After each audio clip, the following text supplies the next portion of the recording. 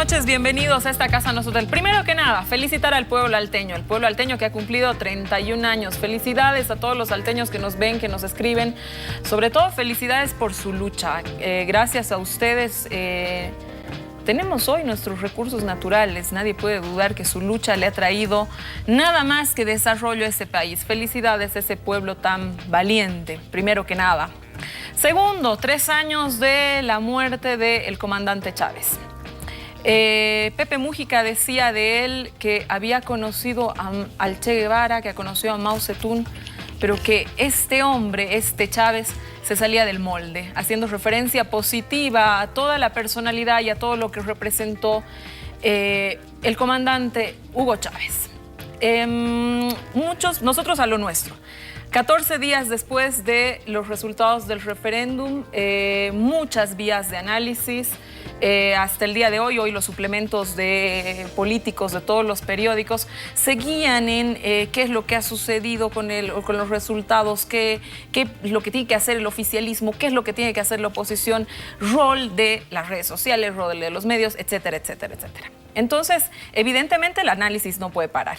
Este programa no va a ser la excepción. Hemos invitado a Ángel Careaga. Ángel, muy buenas noches. Bienvenido por primera vez a esta casa, no es hotel. Aunque yo te quería invitar muchas veces, Ángel, pero tú estabas en Santa Cruz. La vez que venías no se podía, no sé qué cuestiones. Yo te agradezco estar esta noche conmigo para acompañarme a hacer una entrevista al vicepresidente. Vicepresidente, yo le agradezco cumplir con su palabra. El día que yo lo invité, que lo invité hace un poco antes del referéndum, le pedí que viniera a que hagamos la evaluación. Le agradezco mucho por haber cumplido con estar aquí presente para hacer la evaluación de los resultados. Susana, Ángel, muy buenas noches. Yo soy el agradecido y dispuesto a compartir las reflexiones que tenemos sobre lo que ha sucedido hace 15 días. Vicepresidente, hoy día incluso ha sacado un artículo en el periódico que desde su perspectiva explica, pero me contaba antes de empezar el programa que se lo han recortado. Así que aquí esperamos que podamos ampliar un poquitito sobre todas esas ideas que se tiene desde el oficialismo sobre los resultados, sobre qué pasó. Sí, pero no es que el periódico me recortó, yo tuve que recortar porque el periódico le coloca a uno un número de palabras definitivo. Ah, no, claro. Entonces hay que cumplir con eso obligatoriamente. Por supuesto. Y como yo también le contaba, el otro día Poder y Placer me dio la oportunidad y también estaba muy triste porque uno no puede poner todo lo que quisiera poner. Vicepresidente, quiero empezar en una conferencia de medios que usted tuvo en Ecuador, en Guayaquil, producto de una cumbre de medios de comunicación. Usted señalaba algo sumamente interesante y decía que el productor simbólico de la realidad era el periodista. El periodista, evidentemente, con toda la subjetividad que pueda tener al dar la noticia, también juegan ahí los intereses políticos de cada uno de los medios de comunicación, etcétera. Entonces, hacía una reflexión sumamente interesante de cómo el periodista podía representar la noticia y así construir opinión pública. Vicepresidente, las redes sociales hoy han jugado un rol sumamente importante. Se ha demostrado que son una herramienta importantísima de comunicación. ¿Son los ciudadanos capaces de convertirse en estos productores simbólicos de la realidad hoy por hoy? Bueno, Susana, dos cosas en principio, ¿no? El Internet en general y las redes sociales que crean comunidades de debate, de discusión, de amistad, son una nueva plataforma comunicacional en el mundo. Y cuando uno revisa los últimos 6.000 años de historia o 8.000 años de historia humana, ha encontrado que ha habido varias plataformas y la última es el Internet. La piedra, Egipto, Tiahuanaco, los tejidos, el caso de nuestras sociedades precolombinas, el papiro, luego la imprenta, luego la radio, principios del siglo XX, luego la televisión, mediados del siglo XX, y fines del siglo XX y el siglo XXI arranca con el Internet y las redes sociales. Son plataformas, son como carreteras de comunicación, que uno puede utilizarlas de una u otra manera, ir rápido, ir para un lado, ir para atrás, ir para un costado, son carreteras. Y lo que sucede con cada nueva carretera de comunicación que se abre en el mundo es que inicialmente se democratiza su uso, La imprenta democratizó el uso de la comunicación, de la transmisión de información que antes quedaba reducida a pequeños núcleos de monjes o de especialistas. La radio volvió a democratizar aún más la comunicación. La televisión mucho más y el internet mucho más, porque usted puede tener, en Bolivia tenemos 11 millones de celulares, 4 millones de personas que usan el internet vía su celular. Significa que hay una democratización de un medio. Pero al igual que lo que pasó en la radio y la televisión, inicialmente hay una especie de anarquía generalizada. Todos nos convertimos en productores simbólicos de realidad. Todos.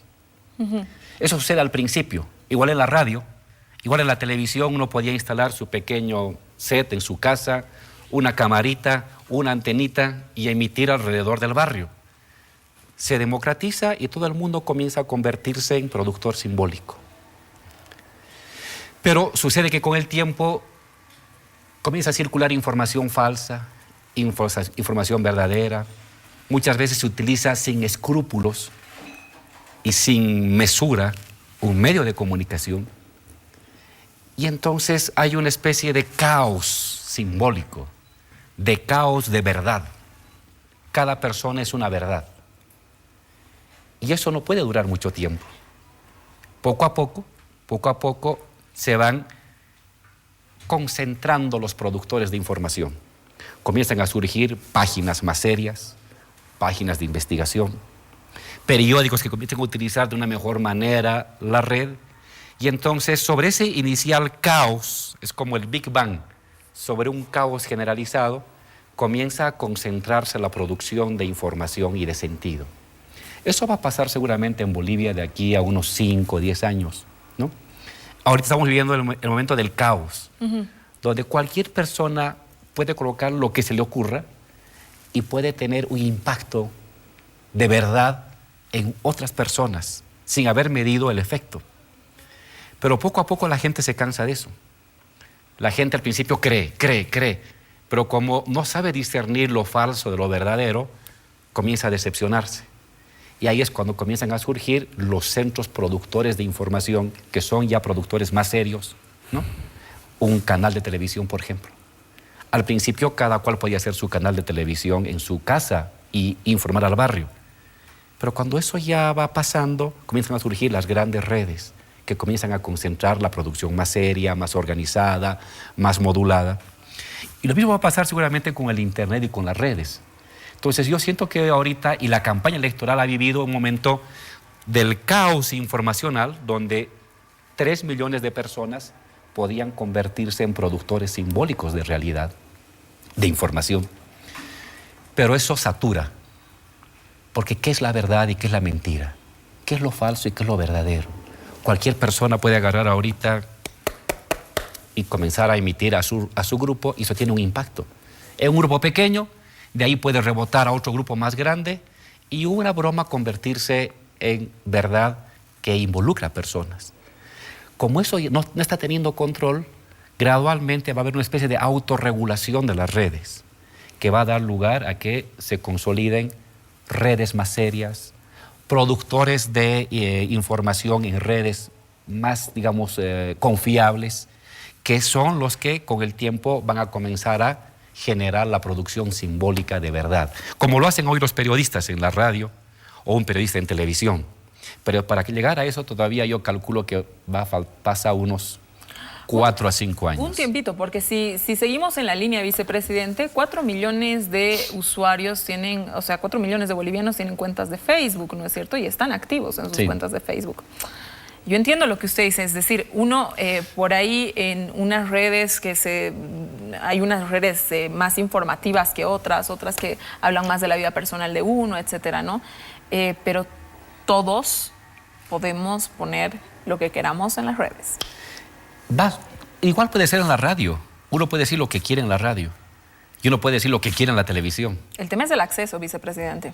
La radio es muy democrática. O una imprenta, usted puede imprimir lo que quiera en un panfleto. Nadie le prohíbe, puede agarrar un stencil como en la vieja época y imprimir y editar. Pero ya no tiene fuerza. Hacemos más caso a un medio escrito formal, un periódico. la gente poco a poco va discerniendo entre lo creíble y lo no creíble. Igual va a pasar en las redes. Va a haber 10 millones de usuarios y 10 millones de internautas. Va a haber. Pero el peso de tu comunicación ya no va a tener el peso que hoy tiene. Poco a poco la gente va a comenzar a discernir. Decir, en medio de este caos, que no sé cuál es la verdad y cuál es la mentira, prefiero acceder y oír y participar en una comunidad más seria de producción de información. Entonces, vuelvo a decir, ahorita lo que usted dice como periodista o lo que dice el compañero opositor de un partido o oficialista de un partido pesa lo mismo. Con el tiempo eso va a ir desapareciendo y se van a ir jerarquizando las opiniones, como ha pasado con la imprenta, como ha pasado también con la radio y con la televisión. Pero si esa lectura es válida, la validamos y entendemos que la tenían, ¿no hay una suerte de poca acción de reflejo ante esa vorágine que se venía? O sea, ¿realmente las redes les han marcado la agenda o les ha marcado la agenda las denuncias que no han sido bien manejadas? No, yo creo que esta es la primera elección en Bolivia donde este nuevo soporte material de la comunicación ha tenido un papel importante. Yo no diría decisivo, no es decisivo, pero ha tenido un papel importante. Como eco o como precursor de lo que luego se reflejaba en la televisión o en un periódico, ¿no? De hecho ha habido una especie de coordinación. Cosas que salían en un periódico inmediatamente tenían a las redes para diversificarse, amplificarse. Para viralizarlas, claro. Y entonces ya la noticia se convertía en noticia nacional. O viceversa, salía primero en la red, pero tenía su validación cuando aparecía en un medio escrito o cuando aparecía en un medio televisivo. Por primera vez, y la oposición ha tenido esa habilidad, y eso hay que reconocer, ha logrado articular una agenda común en medios televisivos, en algunos medios escritos y en la red. Mientras que nosotros no tuvimos esa capacidad. Con el presidente y algunos ministros íbamos a la televisión y a cuanto programa nos invitaban, participábamos. Igual a cuanta radio. Pero no teníamos el correlato en las redes. Entonces, no sé, yo ahorita le estoy hablando, quizás nos están viendo, me invento, nos están viendo 100,000 personas. ¿Ya? Pero si no tengo mi correlato en la red, con frases pequeñas, con pequeños videos, con una figurita que diga lo que yo estoy expresando de manera breve, concreta y precisa. Se lo vamos a poner, vicepresidente. Había 500,000 usuarios que no se enteraban lo que yo estaba diciendo. Ellos, la oposición, sí supo hacer eso. Hacía una conferencia para que salga en la televisión y en la radio e inmediatamente tenía un equipo de personas que hacían un meme, que hacían una frasecita sencilla, que hacían un pequeño videíto y convertían esa emisión de discurso del opositor en algo que llegaba a las redes, en el lenguaje de redes. El lenguaje de redes no es 1 hora y media hablando, son 10 segundos. Mejor sí con mucha dibujito. imagen también. Y mucho movimiento. Había un equipo que lograba convertir el discurso en el medio de comunicación televisivo, radial, en circuito de las redes. Y entonces su voz tenía más peso. Nosotros salíamos a dar la batalla. ¿Dónde? En la radio. ¿Dónde más? En la televisión. Pero nos faltaba dar una batalla más consistente y organizada en el ámbito de las redes. Esta ha sido la primera, entonces, yo diría, experiencia electoral donde se fusionan o funciona como una especie de corporación, se articulan red radial, red televisiva con red social. Sin embargo, vicepresidenta, en las leyes ya existen tipificaciones de delitos y todo, y de pronto el primer reflejo que se siente claramente es visibilizar a las redes como responsables un poco de los resultados y además poner en la agenda un tema de un sesgo de control, vamos a ver cómo están actuando las redes, y eso no les afecta directamente a ustedes en un momento en el que la sociedad estaba tan susceptible a lo que vayan a decir. Lo que ha sucedido en la sociedad boliviana es que las expresiones racistas prohibidas en el ámbito de la televisión y sancionadas, hay una ley, sí, o en el ámbito de los periódicos, se han ido a refugiar a las redes. Pero en las redes también están penalizadas. No está penalizado eso. No hay una estructura que haya Hemos hecho una ley de sanción al racismo que ha tratado los medios en general, pero que no ha logrado trabajar con mayor precisión porque no sabíamos, no conocíamos ni nadie en la sociedad. Esa ley ha sido hecha hace 4 años. El tema de las redes. Ojo, las redes no pueden controlarse. Es como decir, voy a controlar la televisión, voy a controlar la radio, voy a controlar la imprenta. Usted no puede controlar la imprenta, decir esto se publica, esto no se publica. No, las redes van a seguir desarrollándose, pero lo que sí puede haber es un conjunto de responsabilidades y reglamentaciones éticas. Así como la televisión, no es ético tener expresiones racistas y le van a sancionar a usted, aunque puede decir el pensamiento que quiere. Lo mismo en las redes. Las redes tienen que tener ese mismo nivel de regulación. El pensamiento que usted quiere decirlo a todo el mundo, tiene todo el derecho y nadie puede controlarle, pero no puede tener expresiones racistas, por ejemplo, ¿no? O no puede hacer amenazas de muerte. Ese tema es ahorita un tema a nivel mundial. Han enjuiciado a una persona que amenazó de muerte a Obama, ¿no? Y ha sido enjuiciado. Se enjuicia a las personas que usan las redes para hacer tráfico de personas, para inducir a la prostitución. Pero, vicepresidente, eso también es delito fuera de las redes. Es decir, si yo ahora agarro y hago una amenaza expresa en este canal, es un delito. Correcto. Pero en las redes eso no se veía como delito. Entonces, hay que adecuar el mismo régimen de autorregulación que existe en la televisión y en la radio, de libertad de opinión, pero no de delito, igualmente en el ámbito de las redes. Vicepresidente, usted dice algo sumamente interesante también, que para la construcción de la hegemonía cultural, política y simbólica es imprescindible tener una relación estrecha con los medios de comunicación.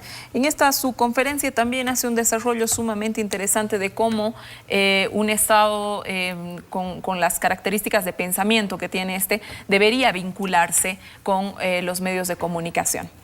En ese sentido, vicepresidente, ¿cómo es la reflexión desde el movimiento al socialismo, desde el Estado, para empezar a incursionar en las redes, para empezar a vincularse con esta herramienta que, como usted dice, los ha sorprendido en la campaña, pero pues es necesario que ustedes entren a las redes, ¿no? Así es. Lo primero es el saber que vamos a convivir con redes los siguientes 10.000 años que nos quedan por delante. Y seguramente de aquí a 100 o a 50 surgirá otro soporte material más poderoso que el Internet, no sabemos. Pero va a haber redes y va a haber Internet los siguientes miles de años. Las redes han llegado para quedarse en la vida humana. Eso no va a desaparecer, lo primero. Lo segundo, las redes son un medio de comunicación social. Y al ser medios de comunicación social, son medios que también ayudan a construir sentido, orientación, sentido común, ubicación en el mundo. Como lo hace la radio, como lo hace la televisión, como lo hace un libro. La segunda constatación. Y entonces la tercera, uno dice, así como se hace en la radio y en la televisión y en los libros, hay que participar y dar la batalla ideológica, la batalla cultural, también a través de las redes. No se puede descuidar el tema de las redes. Así como un gobierno está preocupado qué va a ser su discurso ante la televisión, preocupado de qué voy a escribir en el periódico, uno tiene que estar tan preocupado en qué voy a sacar, qué debemos informar a través de las redes, porque hay una nueva generación de jóvenes, hay nuevas fracciones de clase social que se informan ya no a través de la televisión, no a través del periódico, se informan a través de las redes. Y hay que saber llegar a ellos. Y así lo hemos pensado. ¿Y cómo vamos a llegar? Con la verdad. Hay que llegar a las personas en las redes con la verdad. El gobierno tiene la obligación, así como se paga un spot en un canal de televisión, tenemos que saber utilizar 10 segundos, una buena imagen, una buena reflexión, para informar lo que el día de hoy hicimos. Por ejemplo, el día de hoy se ha firmado un contrato muy importante de $300 millones para construir un centro de investigación atómico en el Alto. Eso ha salido en la televisión, hemos transmitido 1 hora por televisión. Inmediatamente tiene que salir en 10 segundos una información con un dibujo muy bonito por las redes. Tiene que hacerse. ¿Usted va a Parte de tener la comunicación. Twitter, va a tener Facebook, vicepresidente? Tengo que tenerlo, sí quiero tenerlo, por supuesto. Hemos aprendido la lección. Lo hablamos ahorita. Entonces, vamos a dar también la batalla. Vamos a dar la batalla en las redes. Pero a diferencia de los opositores, daremos la batalla con la verdad. Daremos la batalla de manera responsable.